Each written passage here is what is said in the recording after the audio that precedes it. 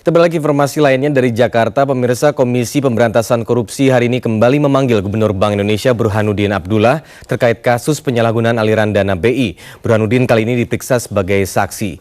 Andini Effendi pemirsa akan memberikan laporan selengkapnya langsung dari Gedung KPK Jakarta. Ya Andini, bagaimana pemeriksaan Burhanuddin sebagai saksi kali ini? Ya pemirsa, Gubernur Bank Indonesia Burhanuddin Abdullah kembali diperiksa oleh KPK, kali ini sebagai saksi atas dua tersangka kasus penyalahgunaan aliran dana Bank Indonesia, Rusli Simanjuntak dan Oey Hoy Tiong. Burhanuddin tiba sekitar pukul 9.40 waktu Indonesia Barat, didampingi oleh kuasa hukumnya Muhammad Assegaf dan mendapat pengawalan ketat dari aparat keamanan Bank Indonesia.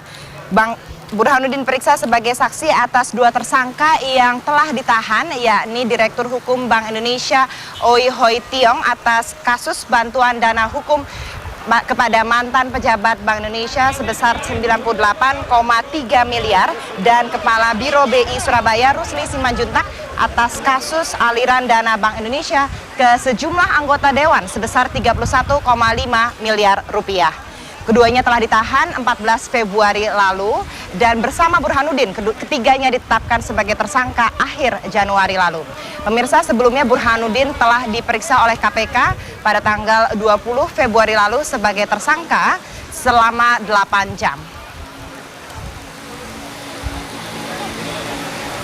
Ya, pemirsa, sementara itu kuasa hukum Burhanuddin Abdullah Muhammad Assegaf menyatakan Burhanuddin tidak ditahan oleh KPK karena surat permohonan untuk tidak ditahan Burhanuddin yang diberikan pada hari Rabu pekan lalu tidak digubris oleh KPK, dan berikut pernyataan kuasa hukum Burhanuddin Abdullah Muhammad Assegaf.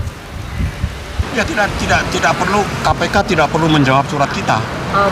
KPK tidak punya kewajiban untuk menjawab surat kita.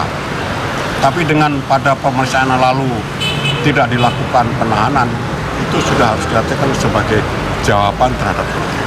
Berarti untuk kedepannya tidak dia. Dan pemirsa, sebelumnya Jumat lalu anggota DPR Hamka Yamdu juga kembali dipanggil oleh KPK sebagai saksi, namun Hamka Yamdu tidak hadir tanpa memberikan konfirmasi.